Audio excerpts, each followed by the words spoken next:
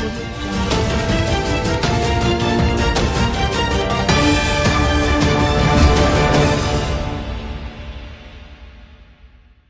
To Waves media Telugu. గోపాలపురంలో మాజీ హోంమంత్రి తానేటి వనిత నిన్న అంబటి రాంబాబుపై జరిగిన దాడిని తీవ్రంగా ఖండించారు.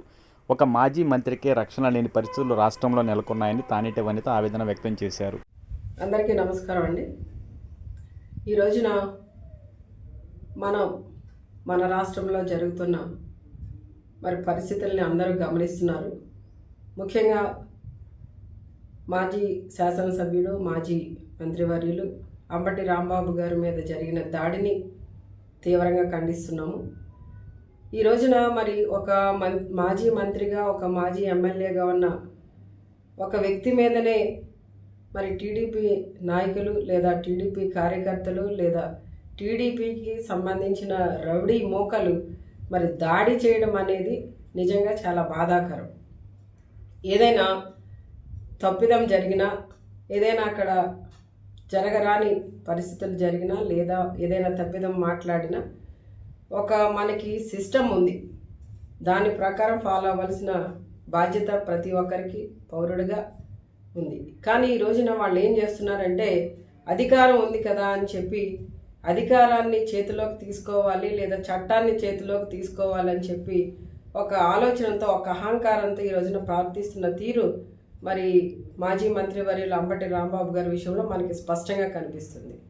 ఈ రోజున ప్రతి ఒక్కరూ మాట్లాడుకునేది ఏంటి? రాష్ట్రంలో కలియుగ దైవం వెంకటేశ్వర స్వామి యొక్క పవిత్రమైన ప్రసాదంలో గతంలో కల్తీ జరిగిందని స్వయంగా ముఖ్యమంత్రి చంద్రబాబు నాయుడు గారు, ఉప ముఖ్యమంత్రి పవన్ కళ్యాణ్ గారు చేసిన వ్యాఖ్యలకి సిట్ నివేదిక ఇచ్చింది. అందులో ఎటువంటి గతంలో మాట్లాడినట్లుగా జంతువుల కొవ్వు కానీ, గొడ్డు మాంసానికి సంబంధించిన కొవ్వు కానీ, లేదా పంది మాంసానికి సంబంధించిన కొవ్వు కానీ, చేపలకి సంబంధించిన ఇతర ఆయిల్స్ కానీ ఏమీ లేవు అని చెప్పేసి నివేదిక ఇవ్వడంతో సుప్రీంకోర్టు కూడా ఒక జడ్జిమెంట్ ఇవ్వడం జరిగింది. దాన్ని ఈ రోజున ప్రతి ఒక్కరూ మాట్లాడడం జరుగుతుంది కనుక, అంటే ఈ రోజున దాన్ని డైవర్ట్ చేయాలి. డైవర్ట్ చేసేదానికి ఏదో ఒక ఈ రాష్ట్రంలో శాంతి భద్రతలు లేకుండా చేసేదానికి ఏదో ఒక సిచ్యుయేషన్ని డైవర్ట్ చేయడానికి ఈ రోజున ఇది తెర మీదకి తీసుకొస్తూ అక్కడ ఒక ఫ్లెక్సీని పెట్టడం జరిగింది. అంటే సుప్రీంకోర్టు ఇచ్చిన తీర్పుని కూడా గౌరవించకుండా ఈ రోజున తెలుగుదేశం పార్టీకి సంబంధించిన నాయకుల ఫ్లెక్సీ ఏర్పాటు చేయడంలో వాళ్ళ అంతర్యం ఏంటన్నది మాకు అర్థం కావట్లేదు. అంటే ఈ రోజున మేమంతా కూడా రోడ్డు మీదకి వచ్చి ఎందుకు ఈ విధంగా పెట్టారని ప్రశ్నిస్తే తప్పు.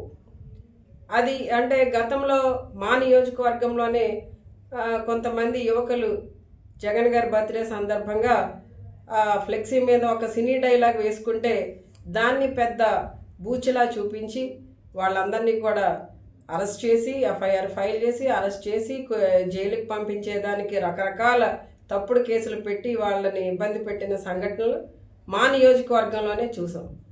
ఈ రోజున ఒక సినీ డైలాగ్కి ఉన్న ఇది కోర్టు తీర్పు ఇచ్చిన తర్వాత కూడా ఆ నిందని మా నాయకుడి మీదను మా పార్టీ మీదను మోపి ఏదో రాజకీయం చేయాలి, ఏదో డైవర్షన్ రాజకీయం చేయాలని చూడడం అనేది కరెక్ట్ కాదు.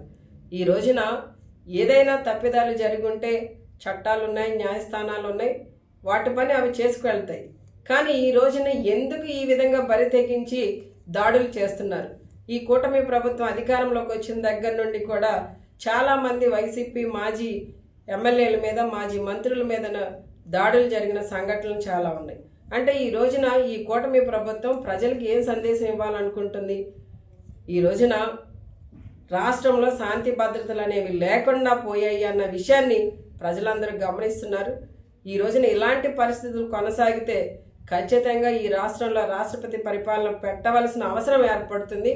ఖచ్చితంగా మేము కూడా ఆ పరిస్థితి తీసుకొచ్చేదానికి, రాష్ట్రపతి పరిపాలన కావాలనే పరిస్థితిని తీసుకొచ్చేదానికి మేము కూడా డిమాండ్ చేస్తున్నాం.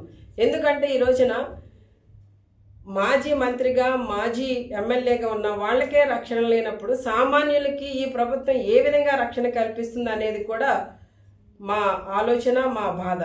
ఈ రోజున ప్రతి ఒక్కరం కూడా అంటే రాజకీయం చేయండి, కానీ ఈ రాజకీయంలోకి పవిత్రమైన లడ్డూని మరి కలియుగ దైవమైన వెంకటేశ్వర స్వామిని వాడుకోవడం అనేది కరెక్ట్ కాదు.